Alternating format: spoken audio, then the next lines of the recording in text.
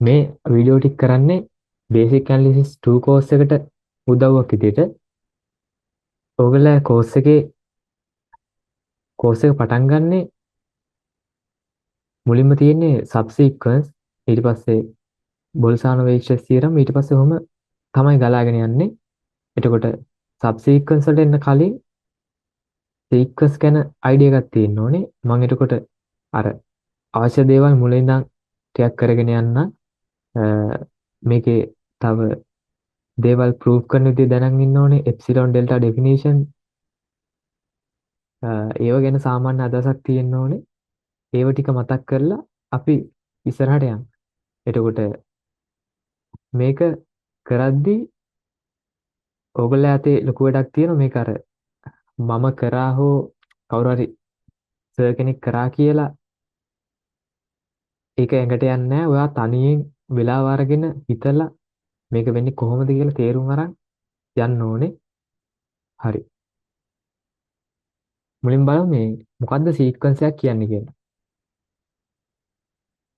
එතකොට මේ සීක්වන්ස් එකක් කියන්නේ එක්තරා විදිහක ෆන්ක්ෂන් එකක්. ෆන්ක්ෂන් එකේදී වෙන්නේ මතකද ෆන්ක්ෂන් එකක් කියන්නේ මොකද්ද කියලා? හරි. මුලින්ම මම නිකන් සරල අදහස කියන්න. සීක්වන්ස් එකකදී වෙන්නේ උදාහරණයක් විදිහට කියන්නකෝ. මේ තියෙන සීක්වන්ස් එකකට උදාහරණයක්.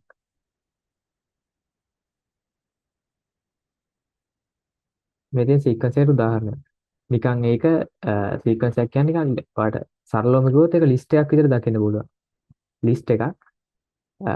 හැබැයි අපි මෙතනදී කතා කරන්නේ ඉන්ෆයිනයිට් ලිස්ට් එකක්.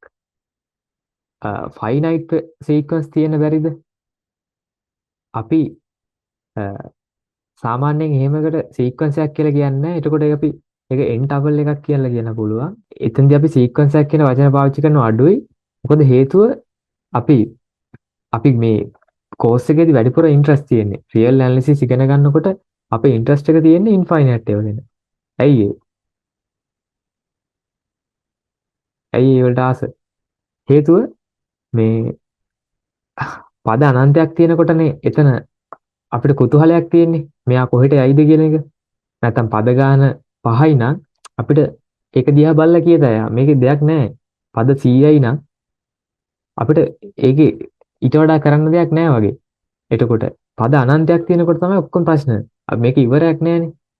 මේ එතකොට තමයි ඔක්කොම හිතෙන්නේ. මේකේ ලිමිට් එක කොහෙට යයිද? මේක බවුන්ඩඩ්ද? ඔය වගේ ප්‍රශ්න ගොඩාක් එන්නේ ඉන්ෆයිනයිට් උනාම. අනිත් එක මේ සීක්වන්ස් එක ඩෙෆිනිෂන් එක දිහා බැලුවාම ඒක ඉන්ෆයිනයිට් කියලා තේරෙනවා. හේතුව මම මුලින්ම පටන් ගත්ත කොහොමද? සීක්වන්ස් එකක් කියන්නේ ෆන්ක්ෂන් එකක් කියලා. මොකද්ද ෆන්ක්ෂන් එකක් කියන්නේ? සීක්වන්ස් එකක් කියන්නේ ෆන්ක්ෂන් එකක්. ෆන්ක්ෂන් එක කියන්නේ මොකද්ද? ෆන්ක්ෂන් එකේදී මොකද්ද වෙන්නේ? ෆන්ක්ෂන් එකේදී වෙන්නේ ෆන්ක්ෂන් එකේ කොටස් දෙකක් තියෙනවා. එකක් තමයි මේක ඩොමේන් එක. ඩොමේන් එක මැප් වෙන්නේ ඩොමේන් එකේ තියෙන එලිමන්ට් මැප් වෙන්නේ කෝඩොමේන් එකට. එතකොට මේ ඩොමේන් එකේ තියෙන හැම එලිමන්ට් එකක්ම ගැලපෙන කෙනෙක් මේ පැත්තේ ඉන්න ඕනේ. ඔකනේ. එතකොට අපි මේ සීක්වන්ස් එකක් කියද්දී එතනදි වෙන්නේ සීක්වන්ස් එකදී වෙන්නේ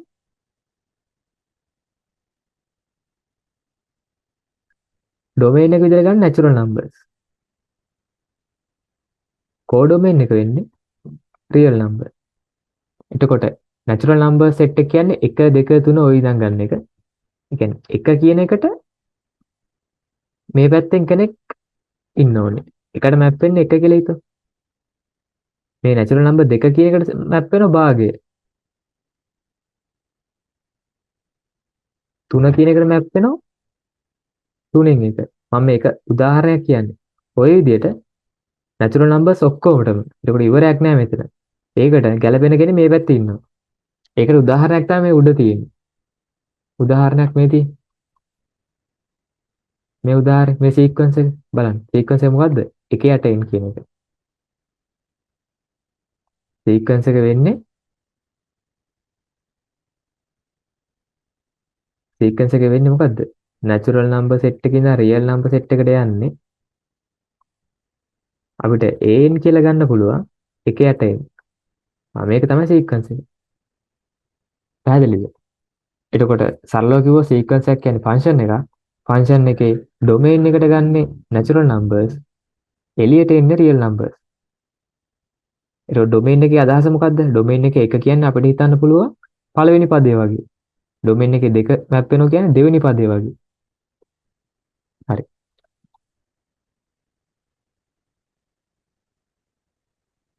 ඊට පස්සේ මෙතන තියෙන අදහසක් අ, මේ සීක්වන්ස් එකට තව උදාහරණයක්. මේ තියෙන සීක්වන්ස් එකක්. එතකොට මේක පොඩ්ඩක් කියවලත් බලන්න. මේ සීක්වන්ස් එකේ උදාහරණය ඔයාලට මේ සීක්වන්ස් එක බලන්න පුළුවන්. බලන්න n එක දැම්මාම වෙන්නේ මොකද්ද? බිංදුව. දෙක දැම්මාම 2යි. අර එතකොට ওই සීක්වන්ස් එක අපිට පුළුවන් මෙහෙම ෆන්ක්ෂන් එකක් විදිහට ලියා ගන්න. ඒක තේරෙනවද? මේ සීක්වන්ස් එක ෆන්ක්ෂන් එකක් විදිහට දකින්න පුළුවන් මෙතන.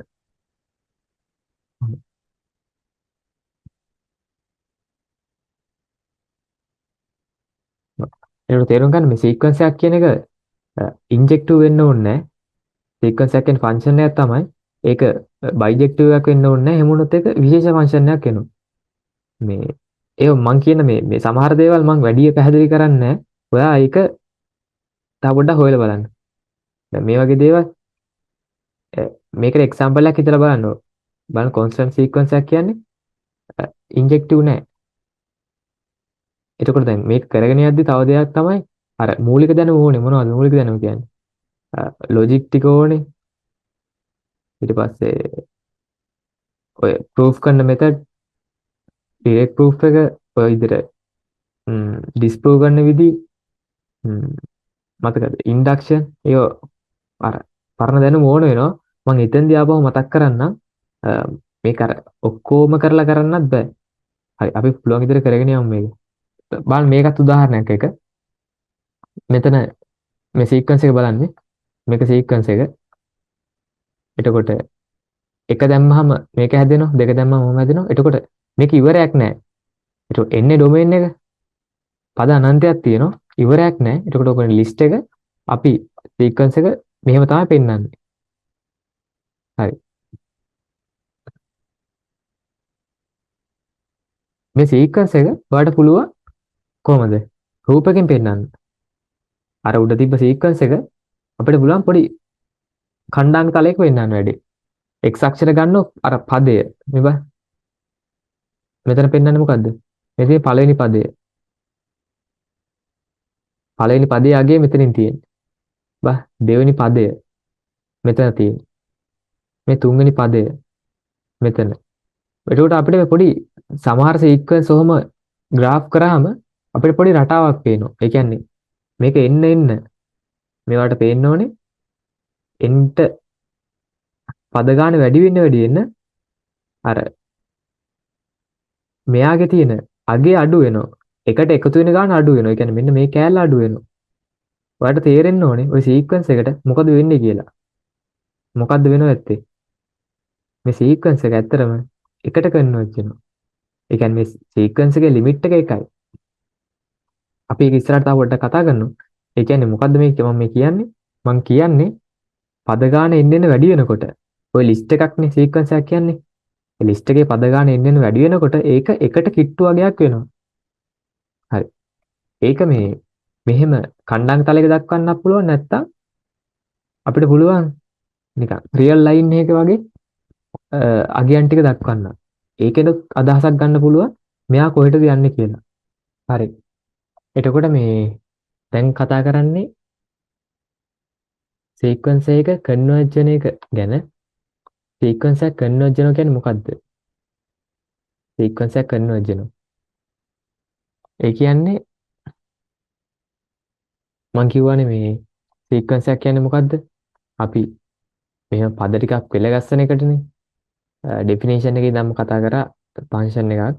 එතකොට එහෙම නැත්නම් සරලව හිතුවොත් මෙහෙම රටාවක්. ඒ පළවෙනි පදේ මෙහෙම ගෙනින්න. රටාවක් යනවා. එතකොට මං කිව්වා සමහර රටා අපිට ප්‍රස්ථාරක ඇන්දර පස්සේ අපිට පොඩි අදහසක් ගන්න පුළුවන් මේ සීක්වන්ස් එක කොහෙටද යන්නේ කියලා. අර කලින් උදාහරණේ පෙන්නුවා වගේ දැන් අපිට මේ රටාව දිහා දැක්කම පේනවා මේ සීක්වන්ස් එක එකට යනවා කියලා. එක කියන අගයට ලං වෙනවා කියලා. එතකොට ඕගොල්ලෝ අපි දන්න සීක්වන්ස් එකක් හිතමු. මේක සීක්වන්ස් එක හිතා. n වර්ගය.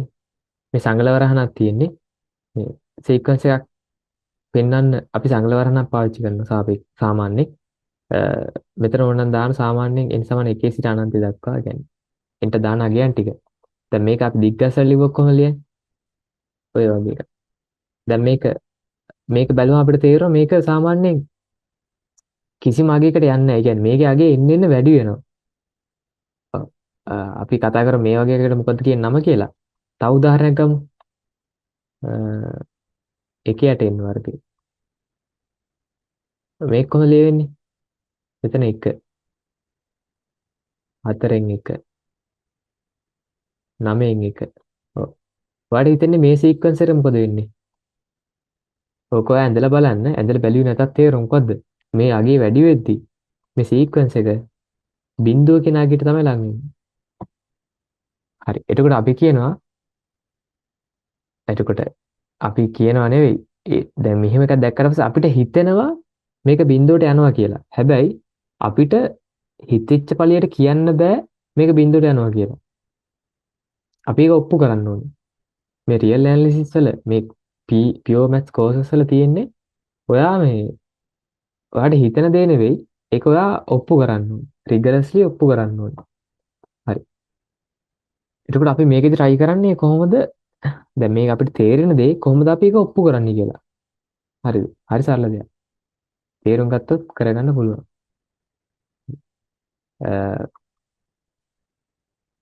එතකොට හිතමු අපි දන්න දේ අපි මම හිතන්නේ ඒ ලෙවල් කාලේ ඉඳන් දන්නු මේක මොකද්ද?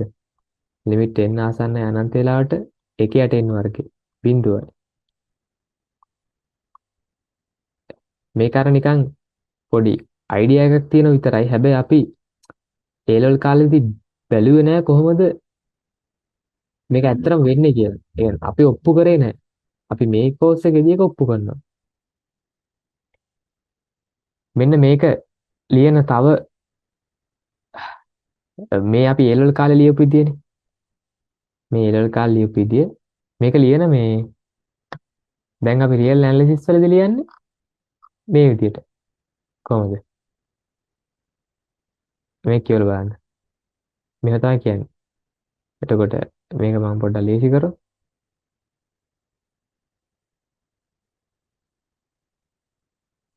ඔව් මේව කැලලක් තියෙනවා.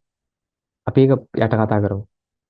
එතකොට මේ තියෙන උඩ කෑලි ඔක්කොම ටික කෙටියෙන් එක වාක්‍යයකින් ලියලා. අපි ඊට පස්සේ කතා කරමු මේ ටික වෙන් වෙන්න මේ මොකද්ද කියන්නේ කියලා. මෙන්න මේ කෑල්ල මාර වැදගත්.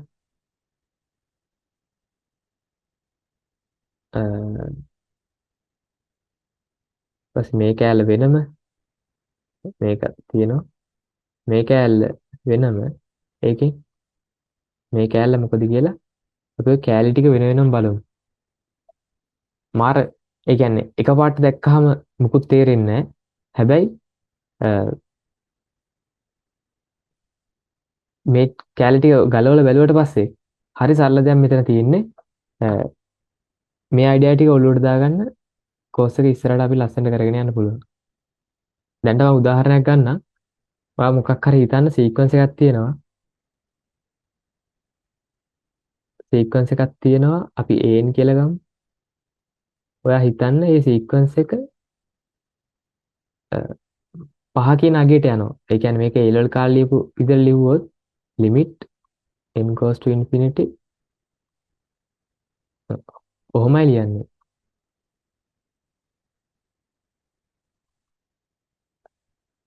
හරි. හරි. එතකොට ඕක කොහොමද අපි අපේ ඩෙෆිනිෂන් එකෙන් ලියන්නේ? කොහොමද අපේ ඩෙෆිනිෂන් එකෙන් ලියන්නේ? මම definition for all epsilon there exists n in natural number මම පොඩ්ඩක් කෙටියෙන් ලියන්න. ඔව්. මේ ලිව්වේ ම්, මේ ලිව්වේ උඩ තියෙන එක මේ උඩ තියෙන එක අපි කොහොමද රියල් ඇනලිසිස් වල ලියන විදිය ලියන්නේ කොහොමද කියලා. හරිද? හරි. ඒතකොට දැන් මේකේ තේරුම බලමු. කොහොමද මේක තේරුම් ගන්න අපි?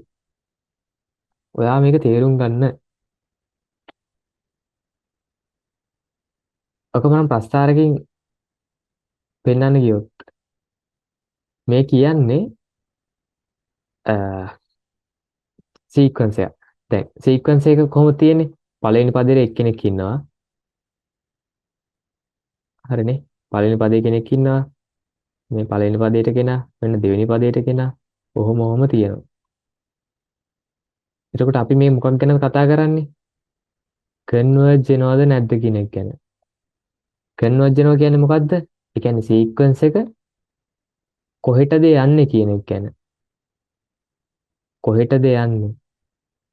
එතකොට කොහෙටද යනවනම් යන්නේ කොහෙටද කියලා දැනගන්න ඕන නම් ඔයා බලන්න ඕනේ සීක්වන්ස් එකේ කොයි හරියද? එයා කොහෙටද යන්නේ කියලා දැනගන්න ඕනේ. ඔයා කොයි පැත්තද බලන්න ඕනේ සීක්වන්ස් එකේ? අග ගැන. එහෙනම් යන දිහාව නම් බලන්න ඕනේ. මුල වැඩක් නෑ අපිට. ඔයා සීක්වන්ස් එකේ අග බලන්න. සීක්වන්ස් එකේ අග බලන්න. පැහැදිලිද? සීක්වන්ස් එක කන්වර්ජ් වෙනවා කියන්නේ ඔයා බලන්නේ මොකක්ද? සීක්වන්ස් එක කොහෙටද යන්නේ කියලා. කොහෙටද යන්නේ කියලා නම් බලන්න ඕනේ. ඔයා සීක්වන්ස් එකේ අන්තිම පද ටික දිහා බලන්න. හරිනේ? හරි. මේ අන්තිම පද ටික දිහා බලන්න කියන ඕඩර් එක තමයි මෙන්න මේකෙන් දෙන්නේ. මොකෙන්ද? මෙන්න මේ කෑල්ලෙන් කියන්නේ මේ කෑල්ලේ. මේ කෑල්ලෙන් කියන්නේ අන්තිම පද ටික බලන්න කියලා. අන්තිම පද කියන්නේ මේ යම්කිසි කැපිටල් N අගයකට පස්සේ තියෙන පද බැලුවම හරි. ඔයා උදාහරණයක් විදිහට ඔය කැපිටල් N වෙනුවට කැපිටල් N වෙනුවට නිකන් හිතන්නකෝ 100 කියලා හිතන්නකෝ. එතකොට මේකෙන් කියන්නේ 100න් පස්සේ පද ටික ගැන. කැපිටල් N 100 ගත්තොත් මේකෙන් කියන්නේ 100න් පස්සේ පද ගැන. ඒ වැඩේ තේරෙන්න ඕනේ. දැන්ට අදහසක් විදිහට තියාගන්නකෝ. මේක කරත් තව තේරෙනවා. හරි. ඔයා හිතන්න මං කියත උදාහරණ කියන්නේ කැපිටල් N 200 කියලා හිතන්නකෝ. එතකොට මේකෙදි කරන්නේ සීක්වන්ස් එකේ 200 වෙනි පදයට පස්සේ පද ටික ගැන තමයි අපි ફોකස් කරන්නේ. ඔය අදහස් තේරුම් ගන්න ඕනේ.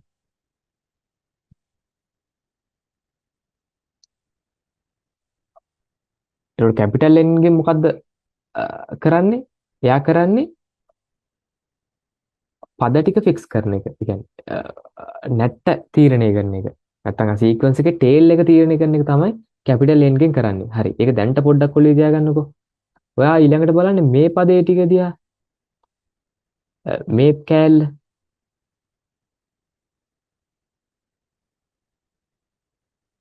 මේ කෑල්ල මොකද්ද කියන්නේ? එතන පැත්තක ලියමු. එතන තියෙන්නේ AN ඍණ 5 කුඩා එප්සිලන්. AN කියන්නේ සීක්වන්ස් එකේ පද කියන එක. ඒ කියන්නේ සීක්වන්ස් එකනේ. ඔය සාධාරණ පදේ තමයි ඔක ලියලා තියෙන්නේ. හරි. සාධාරණ පදයක් කියන්නේ ඉතින් ඕන පදයක් එතනින් එනවා නේද? හරි. අ, හරි. දැන් මේක මෙහෙම තේරෙන්නේ නැත්තම් හරි. මේක මෙහෙම තේරෙන්නේ නැත්තම් මේක චුට්ටක් දික් කරගන්න. කොහොමද දික් කරගම ඉන්නේ? ධන එප්සිලන්. මේක තේරෙන්න ඕනේ. මේ මාපාංකය අයින් කරා. මාපාංකය අයින් කරාම අපිට ගහතයි කොහොමද? ඍණ එප්සිලන්ට වඩා වැඩි මේක ඇල්ල උඩයි ධන එප්සිලන් කියලා. ඒක ඒ ලොල්ලඩ මාපාංකයක් කොහොමද අයින් කරන්න කියලා තේරුම් ගන්න. උදාහරණයක් විදිහට කිව්වොත් 5 මොකක් හරි x කියන සංඛ්‍යාවේ මාපාංක එකට වඩා අඩුයි නම් ඔයාලට මේක ලියත හැයි ඍණ එකට වඩා විශාලයි x කුඩයි ධන 1 කියලා.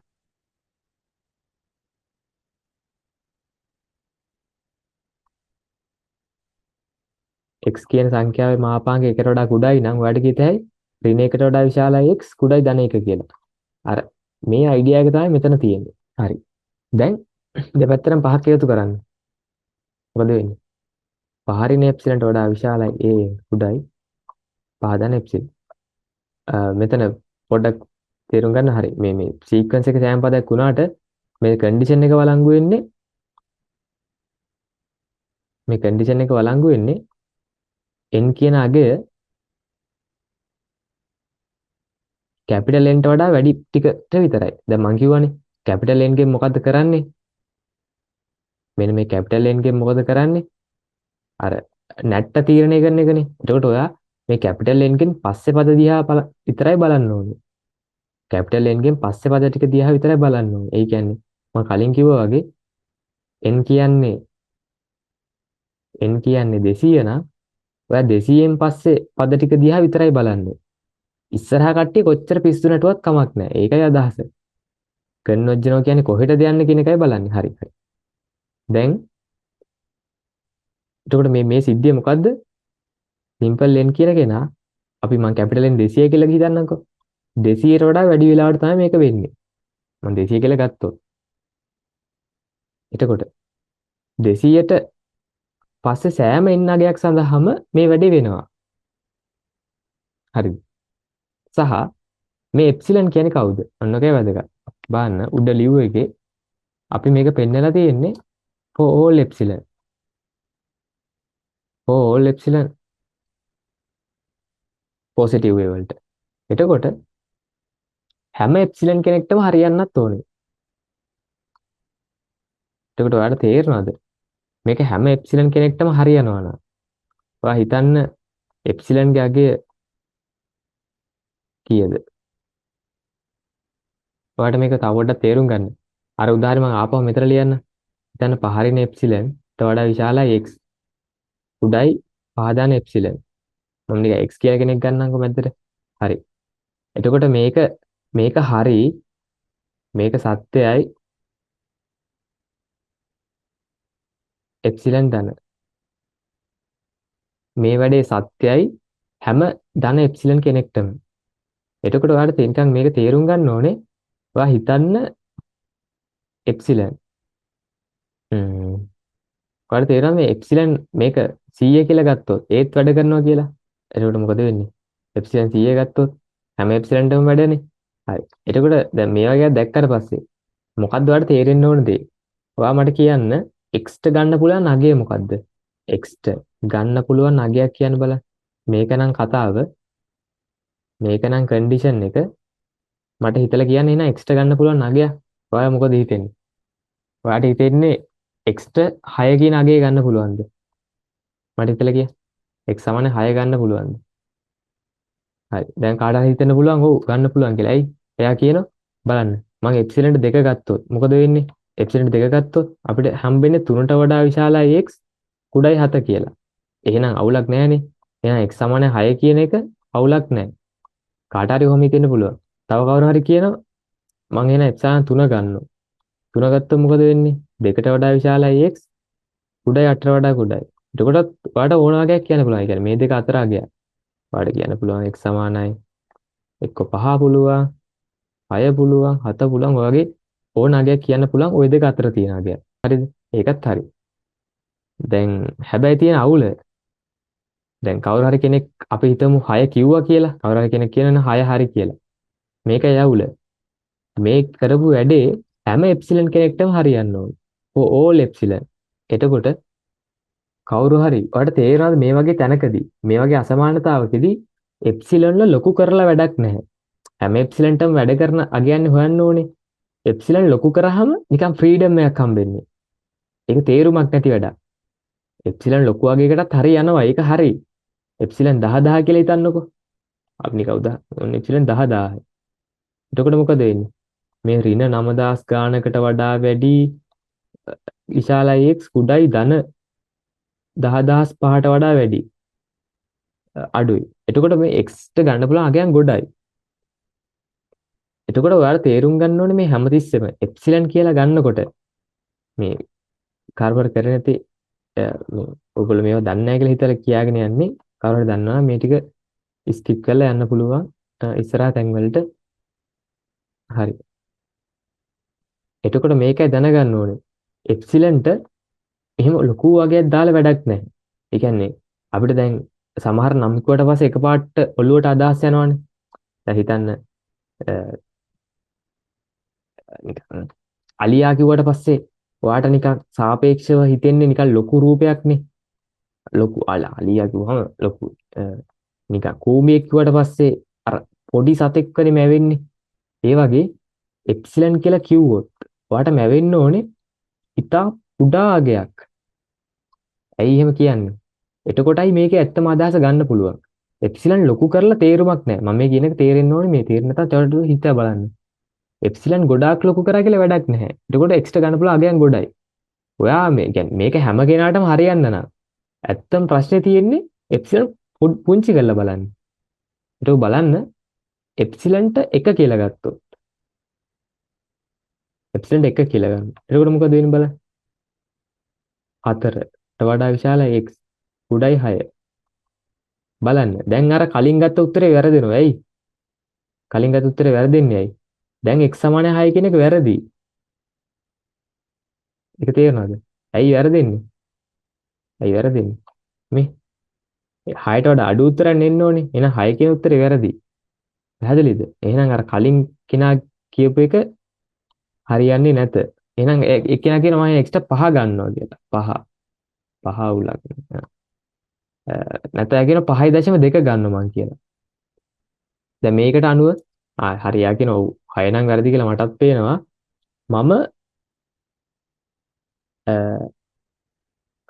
මම එක්සිලන්ට මේ x සමානයි කියලා සෝරි 5.2 ගන්නවා. අවුලක් නැහැනේ 6ට වඩා පොඩි. මේක දැනට හරි. එතකොට ඔයා මේක වරද්දන්න නම් මේ කියපු වැඩේ හැම එප්සිලන්ටම වෙන්න එපා.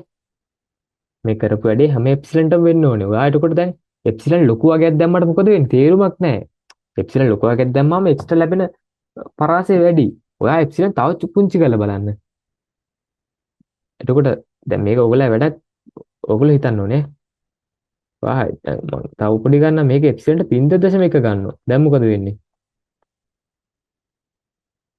මෙතන එනවා මේ 4.9ට වඩා විශාලයි x උඩයි 5.1. පැහැදිලිද? දැන් එහෙම ගත්තොත් මේ උඩ කියන එකත් වර්ධිනවා.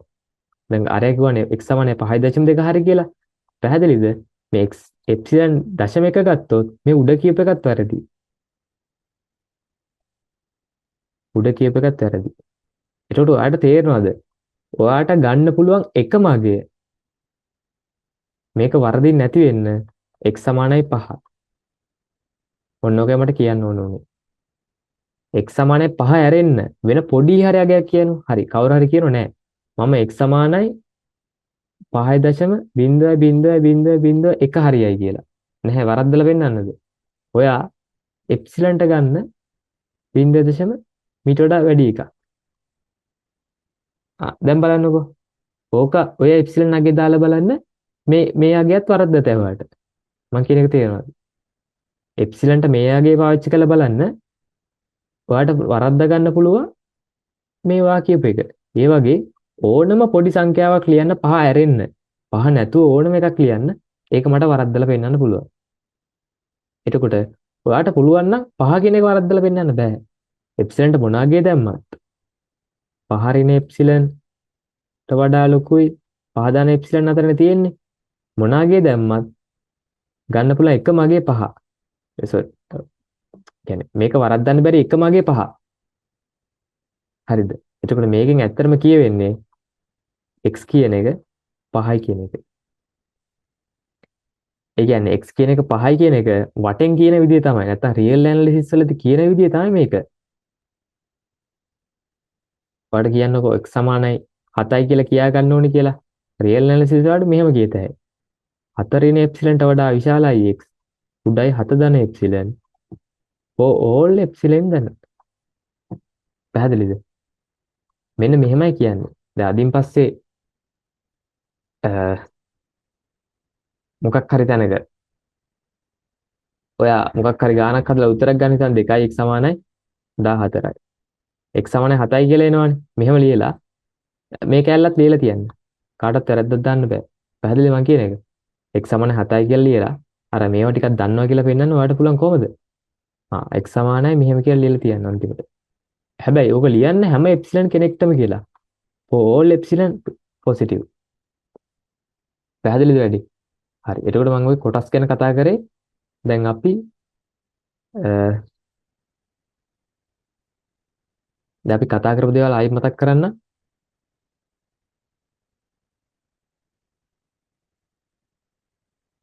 අපි කතා කර හිටියේ මෙන්න මේක ගැන. limit n goes to infinity මේක 5යි කියලා. මම කිව්වා මේක අපි real analysis වලදී ලියන්නේ කොහොමද? limit sorry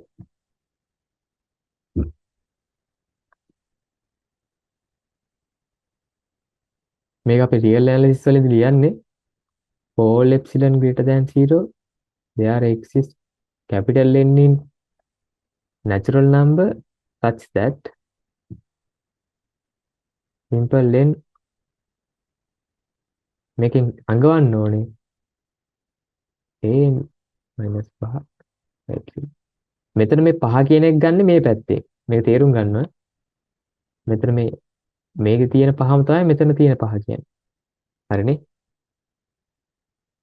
දැන් මෙතන මේ 5 තමයි මෙතනට දාන්නේ ඔයා හිතන්නකෝ මේකේ ලිමිට් එක 6 කියලා එහෙනම් දාන්නේ මෙතනට 6 හරි දැන් තව එකක් මේ වගේ දේවල් අර ඉක්මනට විනාඩි 5න් කියලා දාන්න බෑ. ඒ කියන්නේ කියලා දාන්න පුළුවන්. තේරෙන්නේ නැති වෙන්න පුළුවන්. ඒ කියන්නේ සාමාන්‍ය පොඩි වෙලාවක් යන්න පුළුවන්. මම මේ දේවල් ටික පැහැදිලි කරන්න try එකක් දෙන්නේ.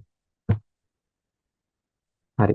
දැන් මම අපි මේ වලින් කතා කරපේවල පොඩි වටිනාකමක් දැන් තේරෙනවා. මොකද්ද? එකක් තමයි මේ කෑල්ල. මේ 4 එප්සිලන් දන.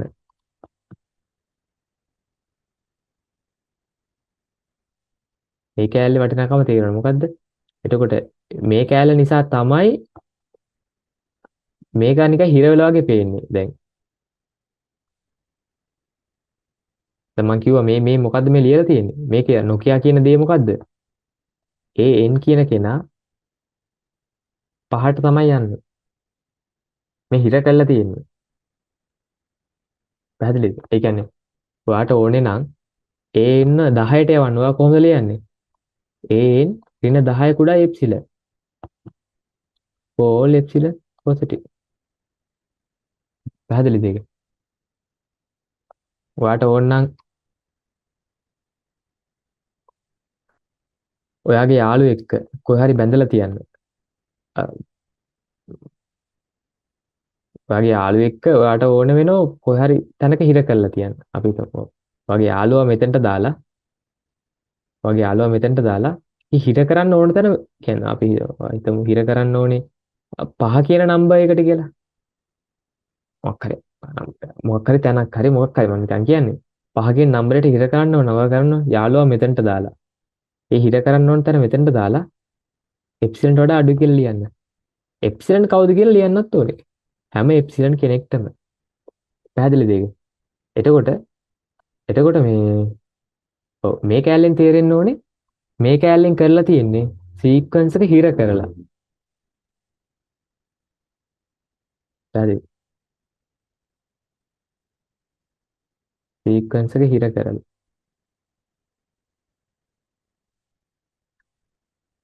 හැබැයි මේ හිර වෙන්න ඕනේ යම්කිසි තැනකට පස්සේ.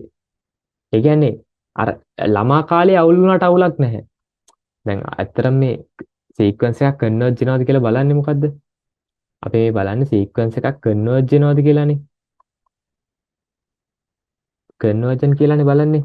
සීක්වන්ස් එකක් කන්වර්ජන් නම් එයා කොච්චර පොඩි කාලේ මෙහෙම පිස්සු නැටුවත් ඍණ පැත්තට එන්න පුළුවන්. අර අන්තිමට ලස්සන තැනකට එන්න ඕනේ. ඒකයි අදහස. එතකොට අපි කරන්නේ මේ යම්කිසි තැනකින් පස්සේ තමයි යාගේ සීක්වන්ස් එක දිහා බලන්නේ. එච්චරයි. මුලින් ඉඳන්ම හොඳට ඉන්න ඕනේ නැහැ. ඔක තමයි අදහස. අපි බලමු මේක තව ඔප්පු කරන්නේ කොහොමද කියලා. හරි.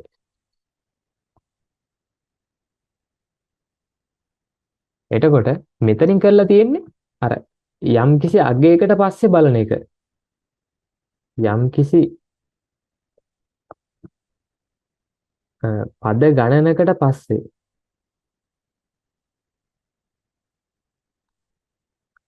බලන එක තමයි මේකෙන් අයිඩියා එක. ඔව්. හරි. එතකොට for all epsilon කියන පදේ අවශ්‍යයි මෙයා හිර වෙන්න ඕනේ නම් ඊට පස්සේ මේ කැලේ මොකද්ද වෙන්නේ? මෙතන කරලා තියෙන්නේ n කියලා අකුරක් තියෙන බව කියනවා. හරි. මේ අයිඩියා එක අපි තව චුට්ටක් ප්‍රස්තාර වලින් බලමු.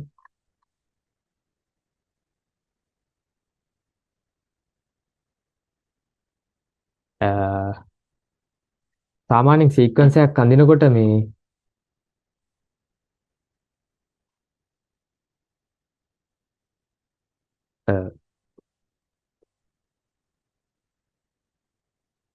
සීක්වන්ස් එකක් අඳිනකොට මෙහෙම මේ ෆන්ක්ෂන් විදිහට අඳින්නේ නැහැ. ඒ කියන්නේ ෆන්ක්ෂන් කියන්නේ sorry. මෙහෙම කන්ටිනියස් විදිහට අඳින්නේ නැහැ. ඒවා පොයින්ට් විදිහටනේ තියෙන්නේ. පොයින්ට් විදිහට තමයි සීක්වන්ස් එකක් අඳින්නේ. හරි. ඔයා හිතන්න මේ වගේ සීක්වන්ස් එකක්. සීක්වන්ස් එක මොකද කියලා ඇඳලා නැහැ මම චිත්‍රයක් විතර ඇඳලා තියෙන්නේ. මේ පොඩි ග්‍රාෆ් එකක් ඇඳලා තියෙන මොකද්ද කියලා. ඒකට නිකන් ඔයාලට තේරෙන්න ඕනේ මේක මේ හිතන්න මේ අර කලින් ඇඳපු AN එක කියලා. මෙදින පහට. ඔයාලට පැහැදිලිද මේ සීක්වන්ස් එක මේ මුල ටික පිස්සු නැටුවට අන්තිමට මෙතන නිකන් ඔයාලට තේරෙනවා අන්තිමට එයා අර පහකින් අගේට ලං වෙලා මේ පිස්සු නැටුවට අන්තිමට පහකින් අගේට ලං වෙලා. එතකොට මේකෙදි කරන්නේ අර බලන්න මේ සීක්වන්ස් එක හිර වෙන්න ඕනේ යම් කිසි පද ගානකට පස්සේ. එච්චරයි මේ බලන්න අයිඩියා එක පැහැදිලිද? සීක්වන්ස් එක හිර වෙන්න ඕනේ කියලා දාන්න. සීක්වන්ස් එක හිර වෙන්න ඕනේ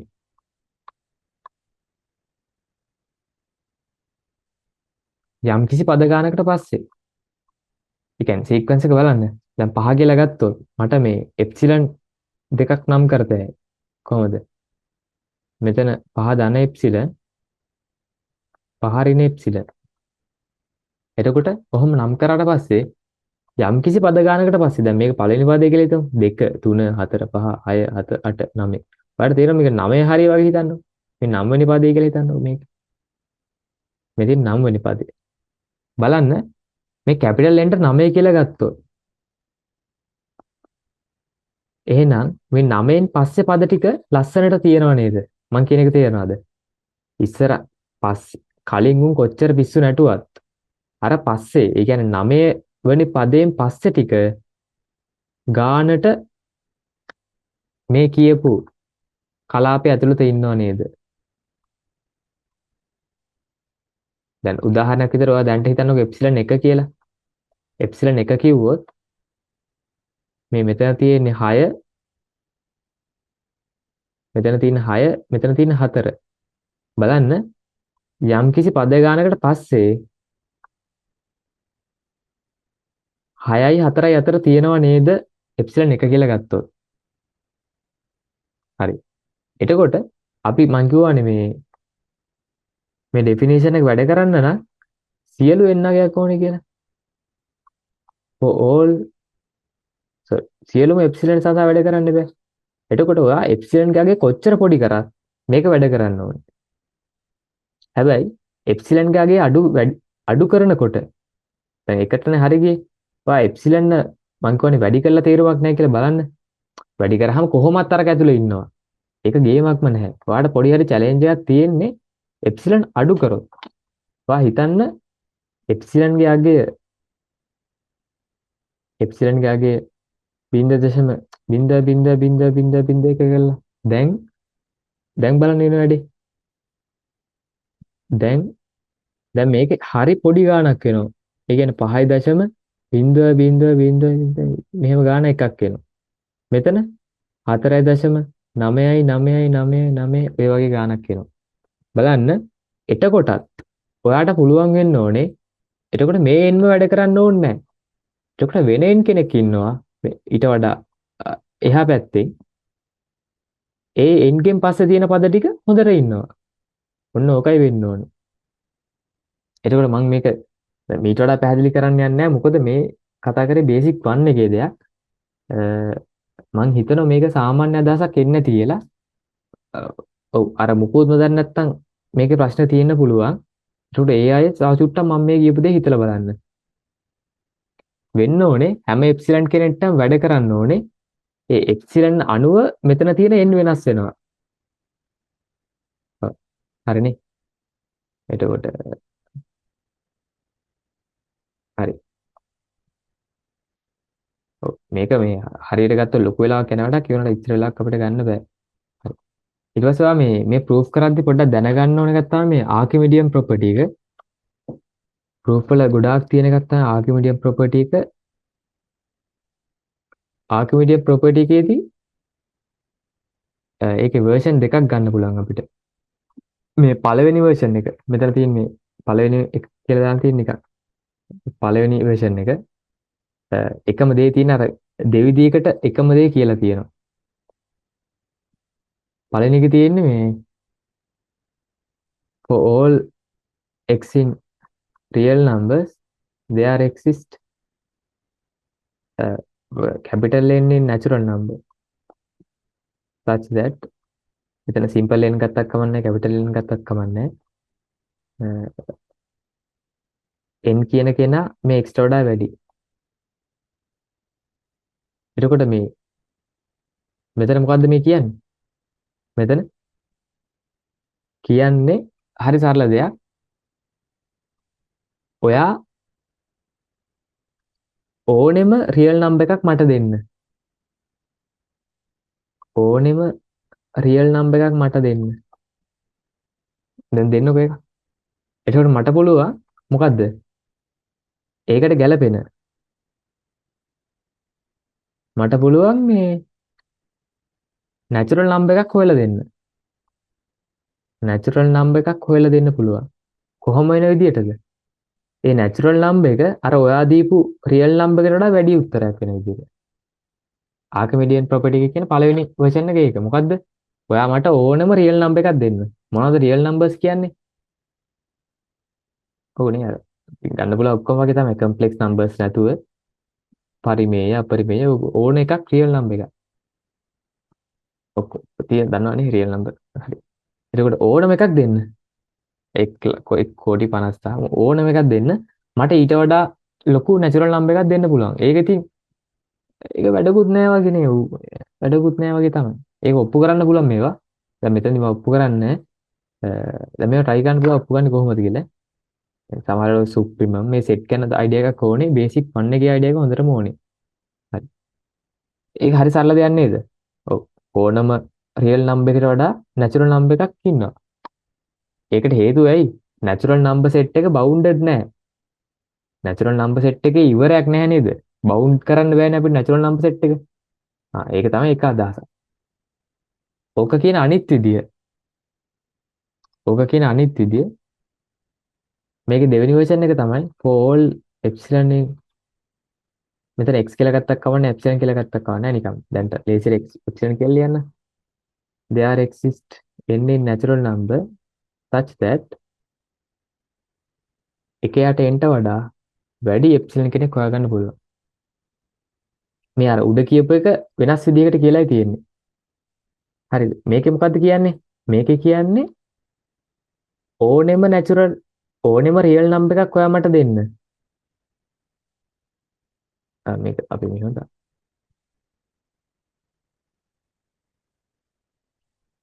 මෙතන රියල් නම්බර් ඒක අවුලන්නේ.